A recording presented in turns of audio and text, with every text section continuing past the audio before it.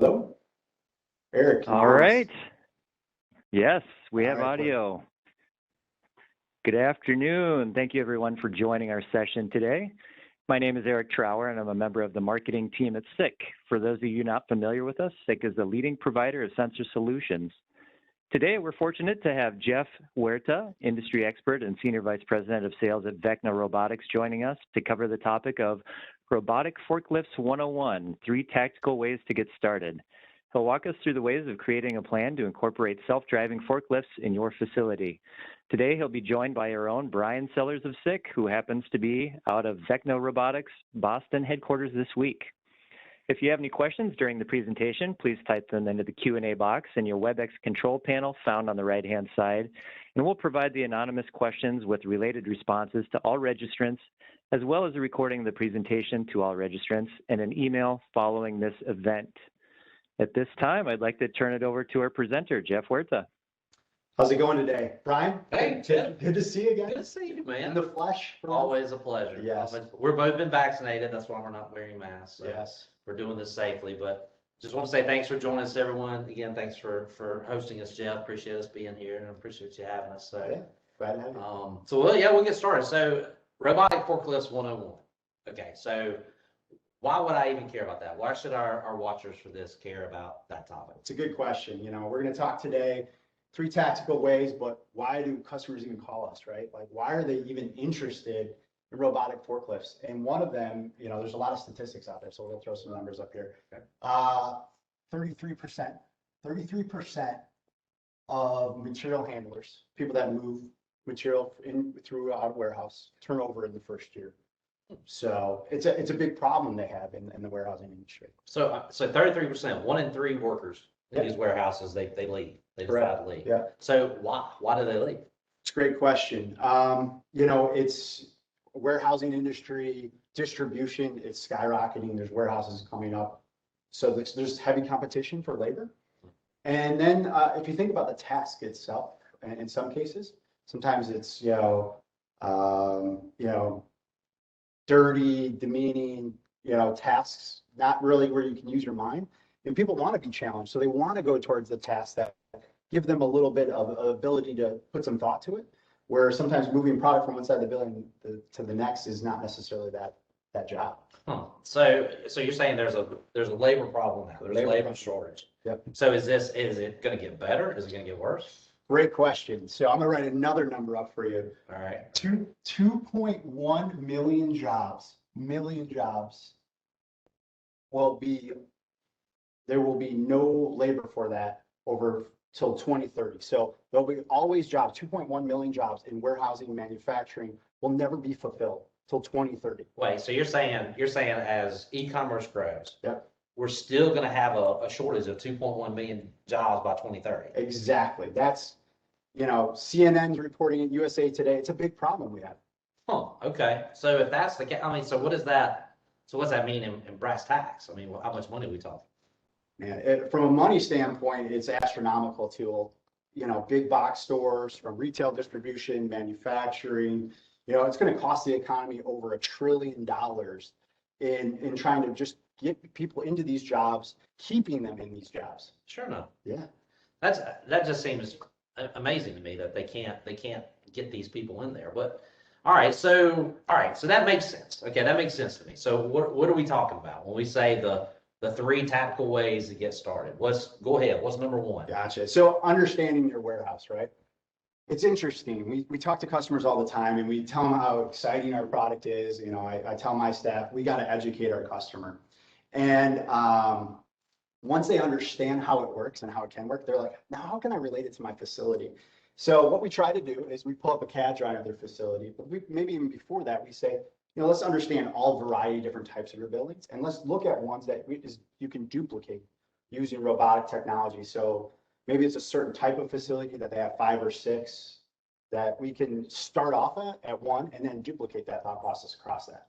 Cool. Okay. All right. So looking at this is a CAD drawing of the facility. And if you think about a warehouse, you bring material in and material comes out. I don't care if I'm manufacturing, cups to, distributing any type of product, but there is product that comes in, there's QC checks, and then maybe it can move to racking.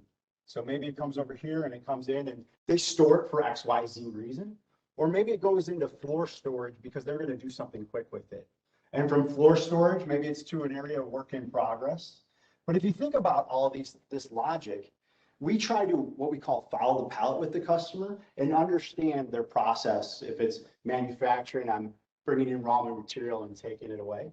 So, it could be as simple as an application as this product comes in and goes out. People cross-dock product all the time. So it's just product that comes in their building that might have to go right out. Good example of this is bottled water can go straight back out to the building. They bring a large quantity in from, filling centers and ship it right out. Another good starting spot is, you would never think of it, but trash.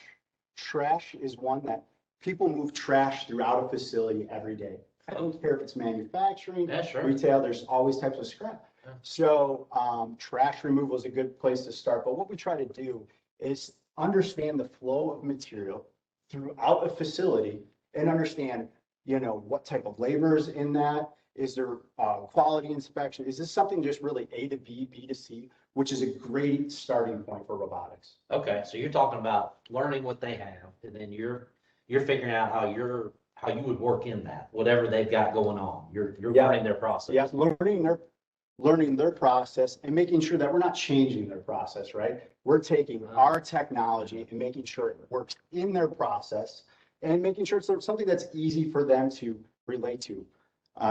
Soon we're going to be talking about adoption, but we're targeting those easy application that's really low hanging fruit. Right. So, all right, I'm just going to address the elephant in the room here. So, robots equals what? That equals less jobs. Okay, so I'm not going to have a job now because my job has been taken over by a robot. So, I'm just going to come out. Are you taking away jobs right now? Are you taking away? Now, 99% of our customers are moving labor just to another area. Coming back to this turnover, 2.1 million jobs unfulfilled.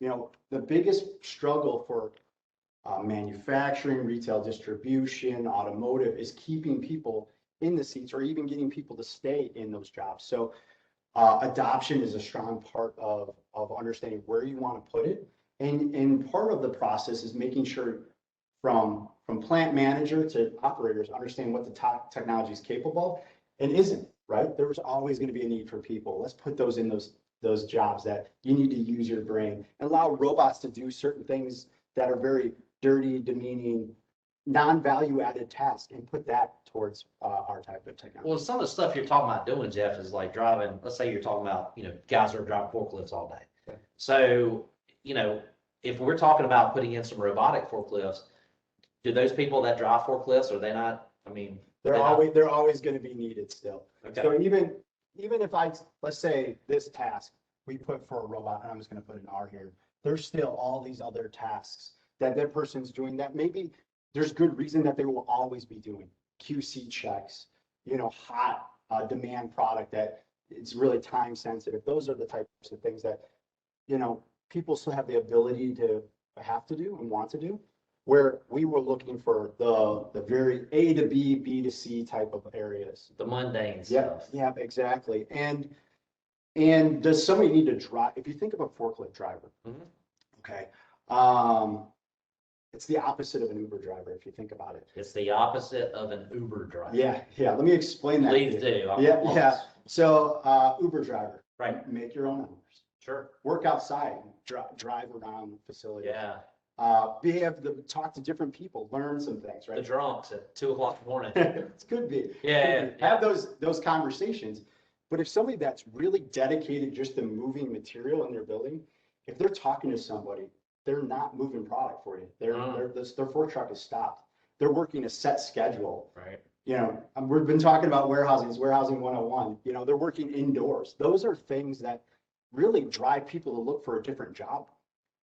Job change. Sure. So okay. So we talked about we're understanding this, and you mentioned adoption. Adoption. Yeah. Let's come back. Go on to that. Yeah. So I want to hear this adoption. So adoption. We come in and we make sure our customer that decides to use this technology start talking with operations from day one, like why we're bringing this in. everybody knows that they're having labor issues. The more and more people are coming in and coming out of the door. They're having that high turnover. So explain that to your operators.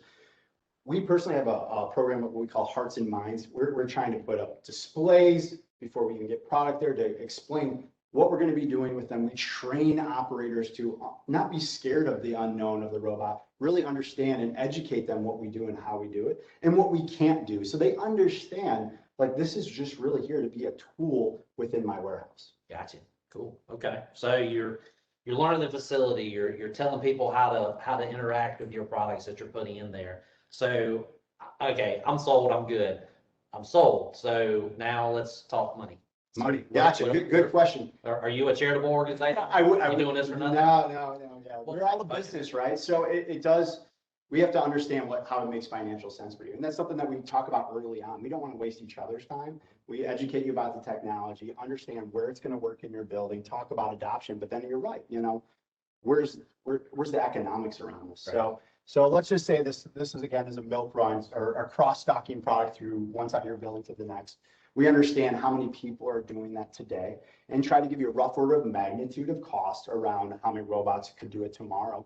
And so talk about that ROI. So in a return on investment in a 2 to 3 shift operation, we're talking a 12 to 24 month return on investment. Okay. So if even some places that are 24/7, you're talking 3-4 shift needed, which is even harder to find labor in because now I just need more people working around the clock. Yeah. That's where we say, hey, economically in a CapEx environment, we're seeing a 12 to 24 month return on investment. 12, 24. Okay. All right. Well, So, and that's from a capital expenditure. So that's where, businesses, you're like, oh, I have to work into my capital budget. And you're like, do you have to wait 12 months to get the finance against this? Well, what we're doing is a robot as a service. So you don't need to own the equipment. In prior experiences, you probably have heard like, oh, you need CapEx, you need to buy it. We're willing to service it out to you. So you don't actually own the equipment. Now that allows you to work in your operational budget and pay on a monthly basis. Now you don't have to work in that capital cyclical budget where now you can start from day one working in your operational expenditure budget.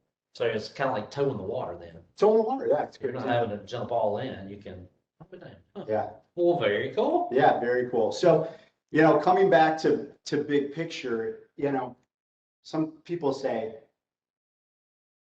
I want to look at robotics, but I'm not organized enough, or I don't know the finance against it, or I don't know how my company's going to accept the equipment in the building. That's why you turn to providers, solution providers like us or us, and it's our job to educate you where it should go, give you the understanding of where your return on investment is, give you an understanding of how we're going to work with you to create that adoption, and making sure, maybe it's a capital expenditure, maybe it's a RAS, what we call robot as a service expenditure, but it's our job to be that solution provider for you. And to figure out how it fits. Yeah, figure out how it fits, because in all honesty, these are the problems, right? 33% of turnover, 2.1 million jobs that are never going to be filled until 2030 is insane. And it's just going to get worse. I mean, you see the .coms, the e-commerce, supply chain. We really need to help supply chain in this area. It's probably the best way. Yeah, sure. And let's face it, e-commerce is not going anywhere. Yeah. If anything, it's going to get bigger. Yeah. We're giving Bezos a lot of money. Yeah. And it's gonna grow. So very cool. Well, I think speaking of in education, you educated me. So how would you wrap it up? What would you say? What are the takeaways today that all of our watchers need to? Good question. Educate yourself. Contact us at becknerrobotics.com. Look at others, of course, but try to just understand what technology is available to you. Allow those technology providers to understand your facility. Work with them to get them information and ask those questions of how are you going to help me become an earlier adopter in my facility? How am I going to give my staff that comfort level? Good example of comfort level within a facility real quick. It's just a naming convention of vehicles to give them name, give them that human element that you're working with them as a tool. So, look for your solution provider to give you that type of adoption. And then, it always comes down to, is this financially right? Remember, there's multiple different financial options, not from all providers, but you have the ability to live in a CapEx or potential operational expense with robot as a service. It's really what fits your needs. Very good. Very good. Well, guys, I think we're good. Not just pretty face. Yeah, I like it. good to see you, Brian. Thanks, Yeah, Jeff. I thank appreciate you. it, man. Eric, we'll hand it back to you. Thank you. Yeah, thanks, guys. Thanks again to Brian, Jeff with Vecna, and to our attendees. Just a reminder that upcoming webinars for Live Insights from the Experts series can be found on sick.com and in our newsletter. Have a great day. Thank you. Thanks.